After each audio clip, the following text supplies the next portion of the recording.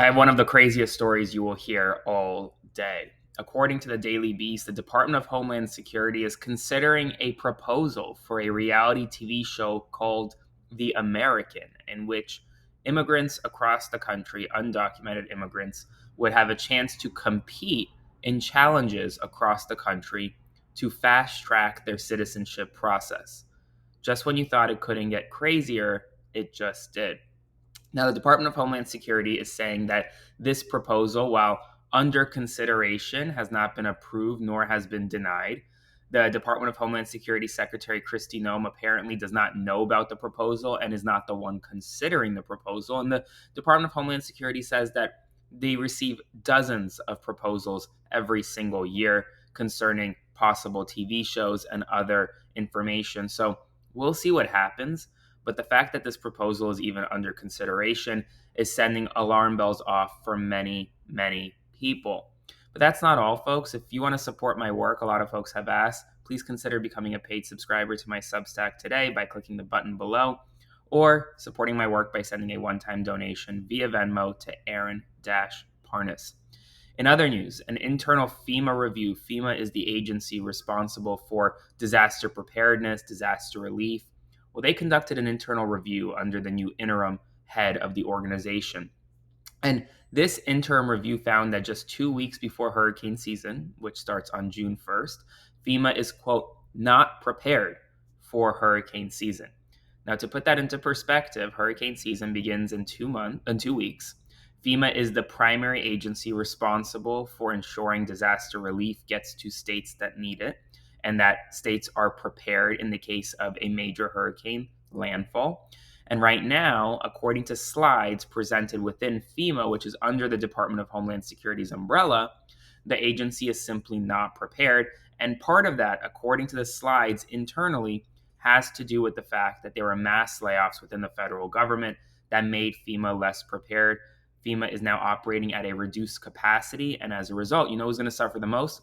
Red states, because red states are often more impacted by hurricanes. You have Texas, Louisiana, Mississippi, Florida, Alabama, Georgia. These are states that voted for Donald Trump that are often impacted by hurricanes the most. And now we may see a situation where FEMA, the federal government, cannot adequately respond to a landfalling hurricane. In addition, former FBI Director James Comey has ruffled a lot of feathers, to say the least. He posted on his Instagram an image of seashells in the form of 8647. Now, 47 refers to Donald Trump, the president. He's the 47th president. 86, when you 86 someone, a lot of folks thought that meant to be a threat against Donald Trump's life. Other folks are saying it's not a threat. A lot of people say just 86 someone to remove them from office or to impeach them. But Comey took down the Instagram post after it being up for several hours. Donald Trump Jr. called him out. Tulsi Gabbard, the director of national intelligence, said Comey should be prosecuted. The FBI director and the DHS secretary both came out and said that Secret Service is currently investigating the situation. Director Comey may be in some serious trouble here. Today, Russian and Ukrainian delegations are actively meeting right now in Turkey and Istanbul. Their first meeting lasted about 2 hours. Now, this is a significant first step. This is the first ever meeting between the two delegations, between Russia and Ukraine, since 2022, face to face. Now, Vladimir Putin is not there. Donald Trump is not there. President Zelensky is not there. These were lower level delegations. The Ukrainian delegation was led by the defense minister. The Russian delegation was led by an aide to the Kremlin. And the Turkish foreign minister was the one that was essentially mediating the talks today.